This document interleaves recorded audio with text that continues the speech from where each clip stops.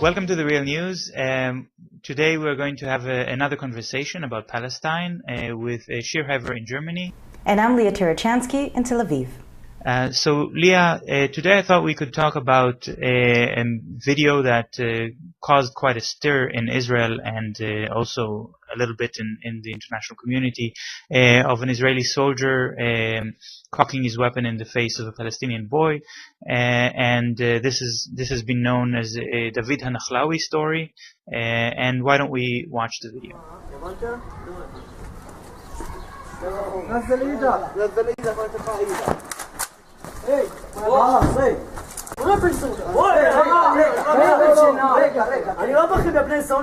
I think what's interesting about this incident is not so much that the soldier and the incident were documented, especially since the Israeli human rights organization B'Tselem has been giving out camcorders to Palestinians to record the daily violations perpetrated by the Israeli army and the settlers in the West Bank. But what's more interesting is that the soldier was punished. Now, it was later revealed that the punishment had nothing to do with the incident with the Palestinian. He was punished for an incident with his superior. But still, in that moment between when he was punished and when it was revealed that his punishment was not related, we saw a whole sea of solidarity from other soldiers who started publishing pictures of themselves holding up signs reading, "I am with David Hanachlawi." It should be noted, of course, this sort of behavior by Israeli soldiers is illegal. Israeli soldiers are not allowed to express any kind of political opinion. And it also begs the question whether the announcement of the Israeli army that this soldier was reprimanded not for his behavior towards the Palestinians, but actually towards his behavior towards his own commanding officers, whether that was really the case, or maybe they actually published this as a kind of surrender to this wave of protest by Israeli soldiers. Earlier, I spoke to Rela Mazali, one of the founders of A New Profile, an organization in Israel that works on demilitarization. It's an expression of a much broader standpoint that's pervasive throughout the population that continues to perceive itself as threatened. In fact, despite the fact that for many, many years now, it's been the powerful party and mostly the attacking party.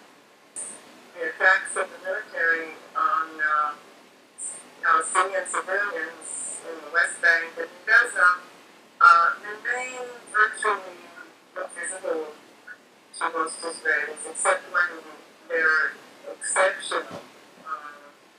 They don't follow it, they don't take any interest in it. There's no awareness that this is a choice. This is a policy choice, that it is exploited for many different kinds of interests.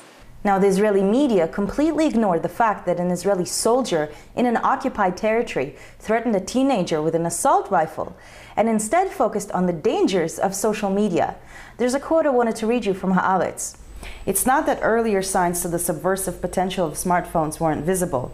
In recent years, soldiers uploaded videos of themselves doing the Harlem Shake, Gangnam Style, the Takata, and other dances on their tanks or just in the middle of streets in the West Bank, even though they were forbidden from doing so. Couldn't those same devices that recorded these silly videos be used for other purposes?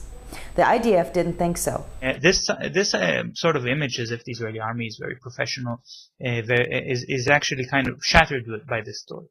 Here we see a clash between social media, which is used both by Palestinians to record the daily violations of human rights that is perpetrated against them, and also by Israeli soldiers who are using social media as a form of disobedience and protest against their own army.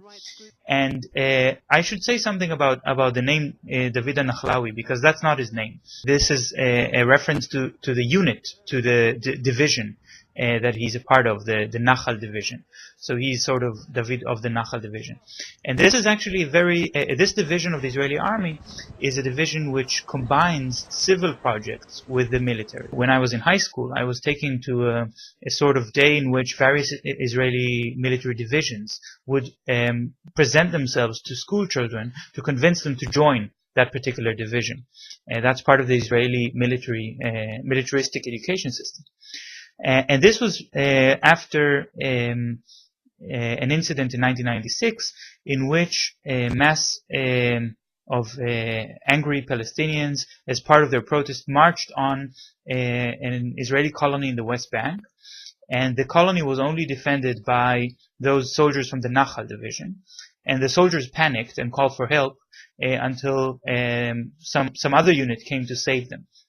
This was back in the day a very big blow to the image, to the pride of that unit.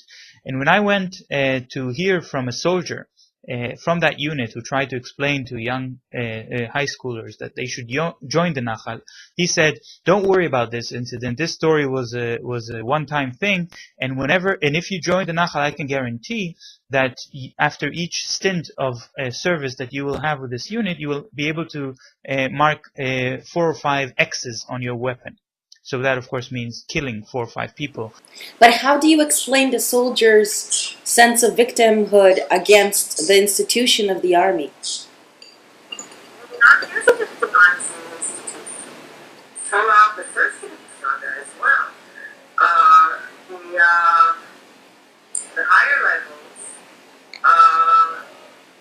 do not ever take responsibility for what is perceived as occasionally as going too far, as what is persecuted sometimes, very rarely, but sometimes as violations of human rights.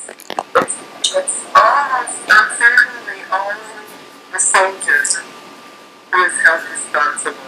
This trend of punishing low-ranked soldiers instead of addressing the major policy issues of the occupation actually translates also to the civilian population. In recent weeks, we saw the so-called price tag attacks, which are attacks by settlers in the West Bank against Palestinians, usually involving slashing Palestinian cars' tires, burning cars, spray painting racist slogans, and also burning down mosques. So in recent weeks, we've seen these attacks that usually happen only in the West Bank spread outside of the West Bank, inside Israel proper. We've seen attacks in al-Fahim, which is in the middle of the country. It's a Palestinian city. We've seen an attack on the Palestinian city on the coast called Furadis. Well, we can see how the Israeli government is talking about these attacks by the extreme right as sort of something that's out of their control, that they don't condone it, but nevertheless it happens. Even though they're clearly not enforcing the law on these criminals, and what we saw regarding in Palestine is that if they want, they have the means to enforce the law on whoever they want. And this begs the question: why is the Israeli government allowing these attacks to take place, even though they certainly harm Israel's image around the world? When the Israeli government is confronted by international pressure, and for example the United States government is saying Israel has to freeze the construction of the colonies, then the Israeli government says, well, we would, but we can't because of these extreme right-wing activists who are going to go nuts.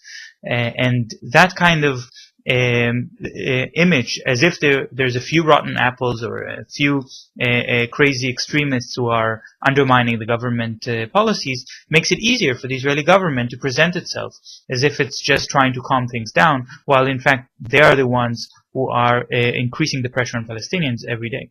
And just reading the Hebrew press in recent weeks, Yediot Achronot, which is the largest circulation paper in Israel, had a whole weekend edition a few weekends ago specifically about these price tag attacks. And so the edition opens with one journalist saying, well, if only the Israeli Internal Intelligence Agency, the Shabak, knew who the perpetrators are, we could arrest them. Then the next journalist says, well, that's not true because the Shabak knows exactly who they are. They've admitted in various forums that they have. The problem is that the police doesn't have enough evidence.